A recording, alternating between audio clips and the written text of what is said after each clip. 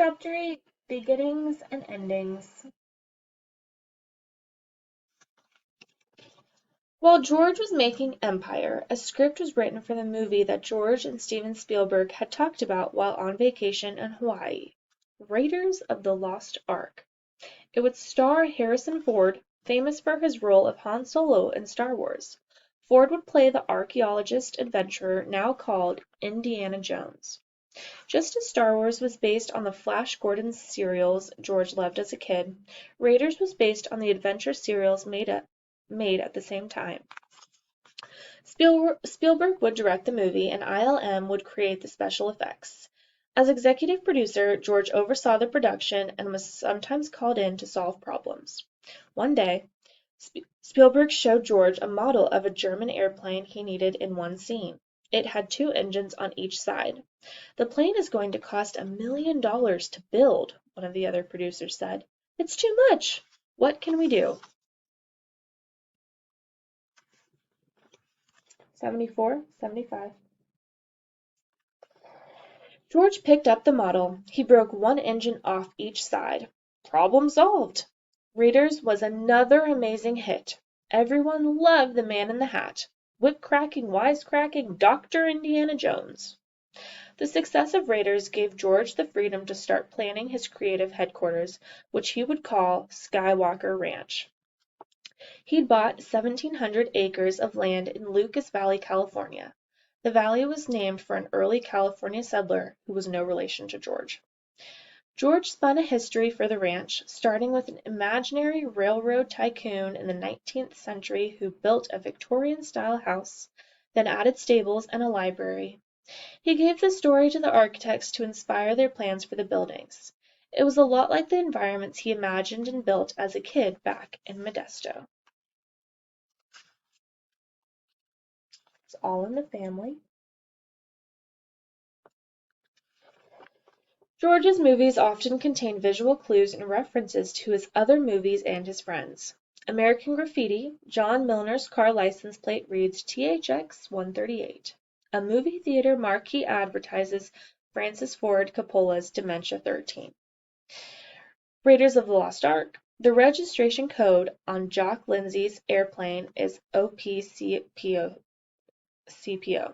R2-D2 and C3PO appear as hieroglyphs in the Well of Souls.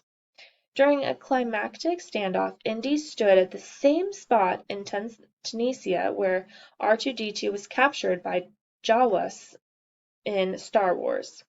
The area was subsequently renamed Star Wars Canyon. Indiana Jones and the Temple of Doom. The nightclub Indy visits in Shanghai, China is called Club Obi-Wan. Indiana Jones and the Last Crusade. Indy and his father come across a picture of the Lost Ark of the Covenant from Raiders of the Lost Ark.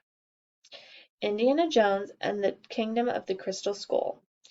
Indy says, "I had a bad feeling about this," just like Han Solo in Star Wars. Inside the Temple of Akator, C-3PO and R2-D2 can be seen as golden idol faces. Star Wars Episode I, The Phantom Menace. 3 representatives in the Galactic Senate resemble Steven Spielberg's alien E.T. In that movie, E.T. meets a child dressed as Yoda and tries to eat a toy, Boba Fett. Page 78, 79. While contractors were working hard to build their ranch, Marcia had hoped to take a vacation with George and Amanda, but George had to start work on the final movie of the Star Wars trilogy, Revenge of the Jedi. Although he had hired a new director, Richard Marquand, and Lawrence Kasdan had agreed to co-write the screenplay, George still spent almost every day on the movie set. The movie was released on May 25, 1983, exactly 6 years after Star Wars. After movie posters had already been printed, George decided to change the title from Revenge of the Jedi to Return of the Jedi, because the Honorable Jedi Knights would never seek revenge. The original Revenge posters are now collector's items. Jedi was even more successful than Empire, earning over $309 million in the United States alone. The original Star Wars trilogy was not the only thing coming to an end. Marcia had waited and waited for George to cut down on his working hours, but he always seemed to find more things to do. They grew further and further apart. Marcia stopped believing that George would pay as much attention to his marriage as he did to his movies. Shortly after the release of Jedi, they announced that they were getting a divorce. Marcia Lucas, and then Chapter 9. Few people know of the many contributions Marcia Lucas made to the film industry. As an editor, she worked on such classic movies as Star Wars, for which she won an Oscar, Taxi Driver, and The Candidate. She did more than edit George's early films like American Graffiti and the Star Wars trilogy. She also gave him great advice. Steven Spielberg credited her for saving the end of Raiders of the Lost Ark. In the original ending, Indy delivers the Ark to the U.S. government alone. After an early screening, Marcia asked why Marion Ravenwood was excluded from the final scene. Had Indy left her behind? Spielberg took Marcia's advice and reshot the ending to include Marion. Chapter 9. Back to the Ranch. George retreated to the new Skywalker Ranch. The ranch had a huge library under a stained glass dome that housed thousands of films and TV shows in different formats. It contained a 82-83 collection of press clippings, ticket stubs, pictures, scripts, music scores, and production reports over 100 years of movie history. All of George's companies moved to Skywalker Ranch, which grew to 4,000 acres. George loved being a father to young Amanda. He adopted another daughter, Katie, born in 1988, and a son, Jet, born in 1993. Now that George was a father of 3, he thought a lot about his own childhood. He spent much of it bored in school. He founded the Lucas Educational Foundation in 1991 to find ways to educate children through entertainment. In 1992, George produced the Young Indiana Jones Chronicles for television.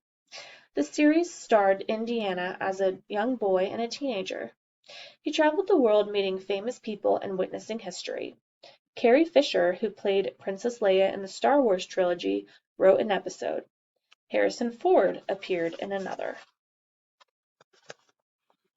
84-85. Hollywood honored George with the prestigious Irving G. Thalberg Memorial Award in 1992, 3 months after George Sr. died. It was presented by Steven Spielberg, who had won in 1986. George thanked his many teachers and friends, especially Coppola, saying, "Thank you, Francis, for being my mentor." In 1994, Lucasfilm's ILM division created effects for Jurassic Park, a movie directed by Steven Spielberg about dinosaurs being reborn in the modern world. Jurassic Park was a turning point in movie-making technology. The film is 86-87. Regarded as a landmark in its use of computer-generated imagery. According to George, the first time he showed test footage of the textured breathing dinosaurs to Steven and the crew, everyone had tears in their eyes. Looking at the dinosaurs made George think about the special effects he had dreamed of putting in Star Wars back in 1977.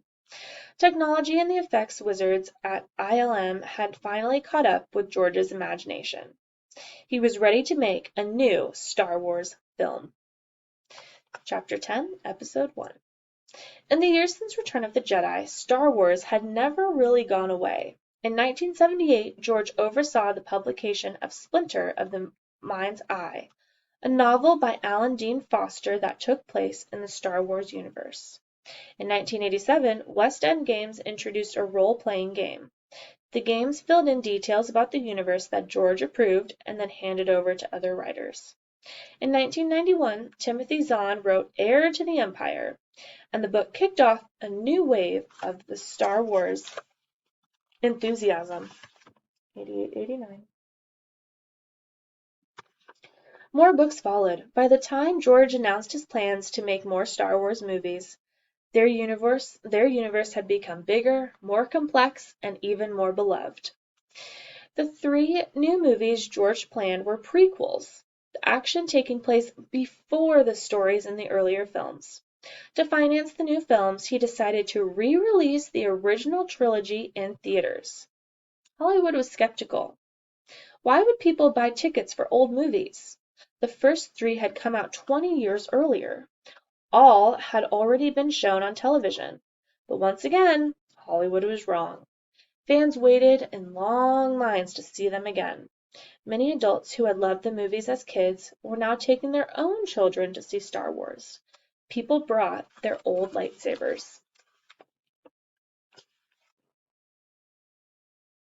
The people versus George Lucas. In 1997, releases were different from the originals. George had cleaned up the prints of the films and added more special effects. In some places, he tweaked the story. Not all fans were happy with the changes. But as far as George was concerned, these improved versions were the only ones. He had no plans to release the movies in their original form on DVD.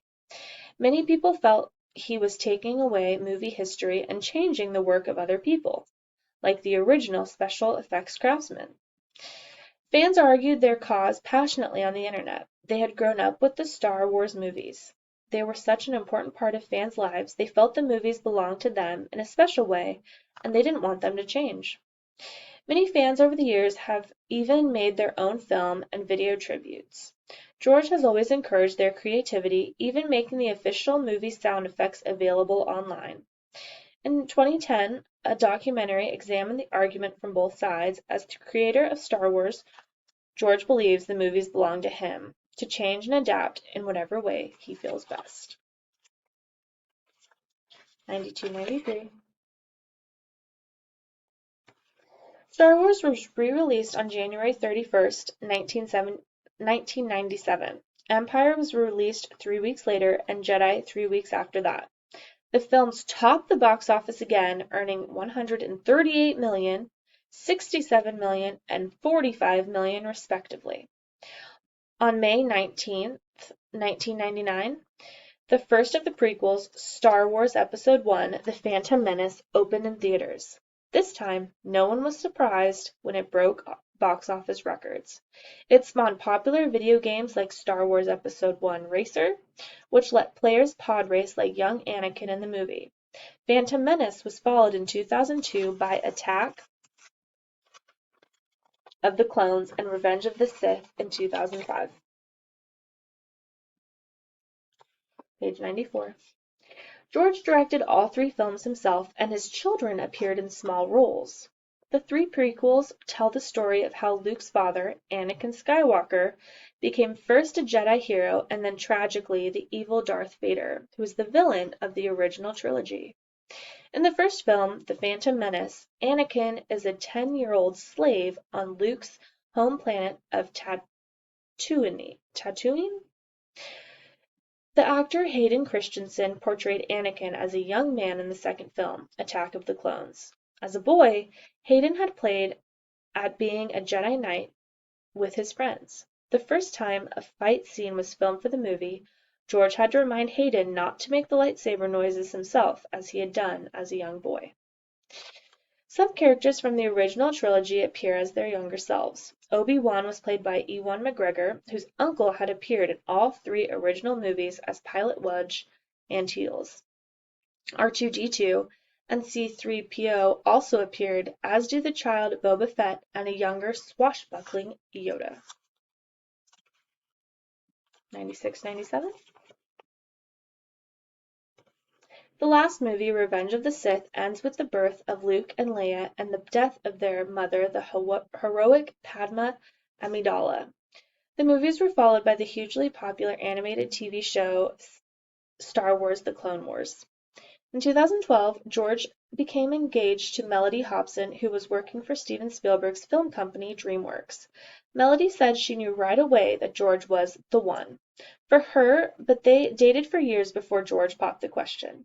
When he did, he admitted he'd been carrying the ring around for 6 months. They married in Beverly Hills in 2013. By then, George had announced he was selling Lucasfilm to the Walt Disney Corporation for $4.05 billion. "It's now time for me to pass Star Wars on to a new generation of filmmakers," he said. Disney announced that a new Star Wars movie would be released in 2015 with Mark Hamill, Carrie Fisher,